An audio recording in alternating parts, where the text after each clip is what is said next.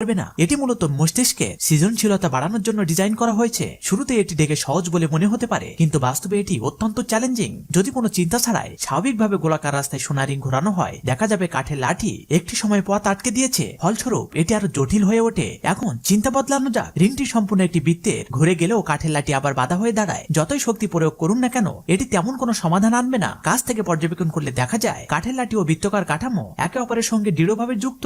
অনেকেই এই পর্যায়ে এসে হাল ছেড়ে দেন, কারণ এটি প্রায় অসম্ভব মনে হয়। কিন্তু যারা নিয়মিত চিন্তার অনুশীলন করেন, তারা বিপরীতভাবে চিন্তা করে সমাধান খুঁজে বের করতে পারেন। যেমন বাঁকা রিং এর মাঝখানে একটি ফাঁকা জায়গা রয়েছে, সেই ফাঁক দিয়ে রিংটি কাঠের লাঠি পেরিয়ে যেতে পারে। কিন্তু এখানে আরেকটি সমস্যা দেখা দেয়, লাঠির অন্য একটি অংশ রিং এর পথ আটকে দেয়। এই অবস্থায় অনেকেই একেবারে অসহায় হয়ে পড়েন। তবে যারা ধৈর্যশীল, তারা রিংটি উল্টো পথে চালনা করে ফাঁকের কাছে নিয়ে আসেন। তারপর রিংটি বাঁকা রিং এর উপর সেট করেন এবং রিংটিকে পুরো পথে নিয়ে যান। অবশেষে রিংটি সহজেই বেরিয়ে আসে। এখন কিছু লাইক সাবস্ক্রাইব পাওয়া যাবে কি?